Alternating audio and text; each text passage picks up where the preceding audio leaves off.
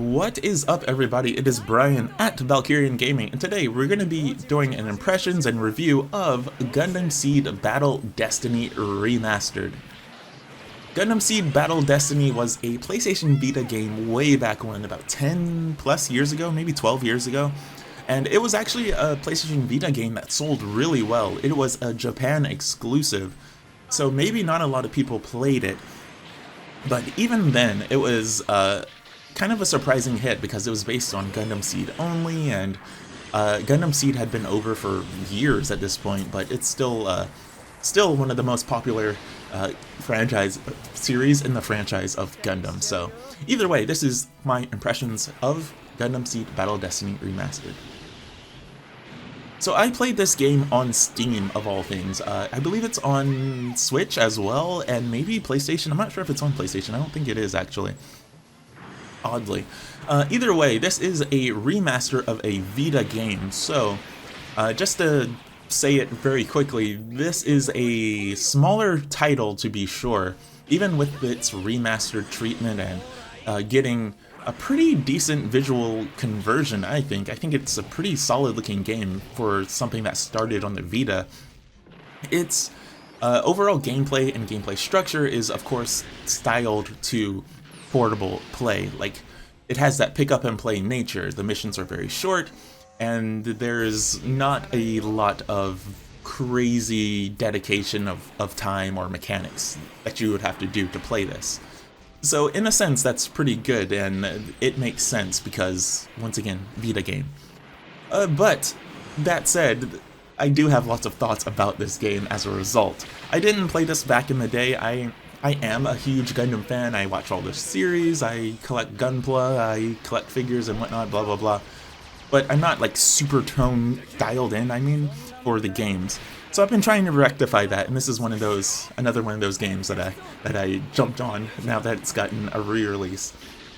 And so the visual conversion is great, and one of the other cool things is like all of the voice actors from the Gundam Seed universe are here. Kira's voice actor is here, like everybody's here, basically. Everyone you would expect to be here with their titular lines are here as well. That said, it's not a full retelling of the Gundam Seed story in a sense. You get a line, you get like a couple of paragraphs of dialogue at the beginning, and you get a couple of it once you finish a major story arc, and that's about it. In the cutscenes, you just get stuff like a couple of characters flying in or being introduced, and for a couple of the major battles, you get a bit of an extra introduction, but it's nothing crazy. You don't get customized cutscenes, you don't get original animations, nothing like that. It's just kind of generic, floating in and saying launch. It's nothing crazy. And a part of that is because you get to choose whatever character you want for the gameplay, and you also get to create a character. But that said, it makes sense, because once again, Vita game. It's a conversion of an old game. So, but it's also disappointing because, once again, this is a remaster, meaning it has a premium tag, a price tag attached to it. It's about $40, I believe, US, and about 5,000 yen, so it's not cheap. It has that Gundam tax attached to it. But that's just presentation stuff. Presentation, I think, is solid. It's not great, but it is solid. I think it looks pretty good, honestly, for what started as a Vita game. I think the mobile suit models, and they look very good, in my opinion. I think they look pretty great, honestly.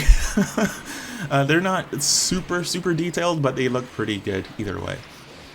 But in terms of gameplay, that's where Gundam Seed Battle Destiny kind of really wears its portable nature on its tag, on its shoulder, on its sleeve, I guess, whatever the phrase is. Either way, the mission structure is usually really short, and it's things like destroy all enemies, destroy enemy battleship, or defend your allies or whatever. Its basic mission structure is usually that. It's always very simple, and there's nothing wrong with that. That's like 99% of most games, right? But every mission only takes a couple of minutes to do. So a big portion of this game is dedicated to doing a mission, unlocking the next set of missions, and whatever mobile suits that are attached to that battle. So it's a pretty solid loop, and there's a good chunk of stuff to unlock in this game overall, especially mobile suits, because there's over 100 mobile suits to unlock. And this game isn't very easy. It is a game that you're supposed to play and replay and replay and replay and grind and grind and grind. And as you're grinding, you get to make your mobile suits stronger and stronger and stronger. And as your mobile suits get stronger, the missions get easier and easier, obviously. If you're not into a grinding game or a game where you really have to either think about your build in some basic way or have to make choices in terms of what stats to allocate and whatnot, and you just kind of want to play through it, this might not be the game for you because it kind of wants you to do that. But that said, if you do enjoy that, I think there's a bit more to chew on than I expected with this. But that doesn't mean I really liked the grind, because the grind in this game is pretty heavy, and even though I got pretty solidly through a lot of the content, I still have like a good chunk of it to do. I think I'm at 65 or maybe 75% of everything unlocked, and I'm still plowing through missions and unlocking mobile suits, because there's over 100 mobile suits in this game.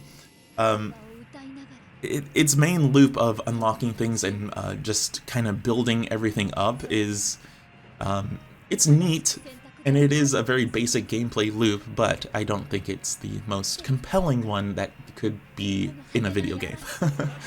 And like I said, there's over 100 mobile suits here. All of the hero suits are here. The Strike is here, Freedom, Justice, even all the bad guys like Providence and the Calamity and so on and so forth. They're all here. And this game has 100 mobile suits from the Gundam Seed universe, meaning Seed, Seed Destiny, Seed's OVAs and manga series. They're all here. But a majority of these are grunt suits and the grunt suit variants. So don't expect to see too many crazy things, but there are some pretty deep cuts. Like, everything is basically here, aside from the stuff from the newest Gundam Seed movie, because obviously that movie came out like last year, so it probably wouldn't have been worth it to make character models and whatnot for 10-year-old technology or 10-year-old games like this, but you know, sometimes they do it. I'm just saying, Gundam Versus got the Freedom recently, so whatever. Either way, this game is definitely one for the hardcore, but I don't think I can recommend it. I think the gameplay here is a little too simple. It's a basic third-person shooter brawler, but its general mechanics aren't that great. Until you build up your mobile suits and until you build up your characters, it's kind of a slog. Like, it takes lots of hits to shoot down enemies. The general accuracy, while kind of realistic as there's like weapon bullet travel, it makes sense, but it doesn't mean it's enjoyable, if that makes sense as well.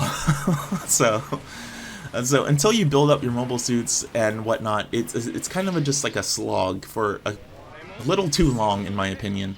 And then once you do, it's kind of like, well, do I really want to like invest that much more time in this now that I have like a maxed out mobile suit? It's like, maybe not. So, and like I said, the general gameplay is very simple. It's just third-person shooting, and if you get close, you do like a basic triple hit combo for melee, and that's about it. And you also get, every mobile suit gets a super, and then your character can have a super attack too, and you can choose between those. And yeah, it's a very basic game, and I don't think, like I said, I don't think I can recommend it unless you're a hardcore Gundam game fan and you really wanted to try this game, or you're just like a very hardcore Gundam Seed fan and you want to try this game out. And it's not a terrible game, but it's a very 5 out of 10 experience in my opinion. And it, on the Vita, this would probably be like a 7 or an 8.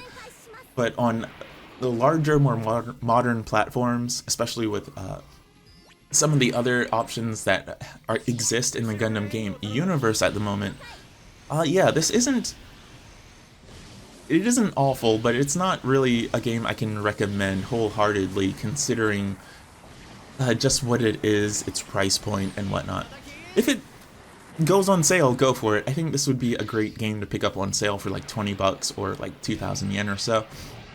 But at its current price point, I think it's a little too expensive for what it is, and I don't think there's enough here to justify its overall price point at the moment. That said, it's a solid conversion. I think it's fine. It doesn't seem like they did too much work with the AI in the game. It does do some wonky stuff sometimes, like these really rapid dashes or some really horrible stun locks that can happen. But overall, it's a fine experience, but not a great one. I would give this like a 5 or a 6 out of 10. Definitely for the hardcore only. I don't think I personally recommend it. I jumped in because I'm a Gundam fan, so I don't think I have any other things to say. This is a pretty unscripted rant. I just kind of wanted to talk about it because I played it, and I don't think too many other people played it, so it's okay. It's not great. But yeah, I'm Brian at Valkyrian Gaming, so please like, sub, hit the bell for notifications and more. If you want to see more Gundam content, let me know. If you want to see some other content in Japan, let me know. Either way, like, sub, hit the bell for notifications, and be good to each other. It's a nice thing to do. Peace out. I don't know what else to say anymore.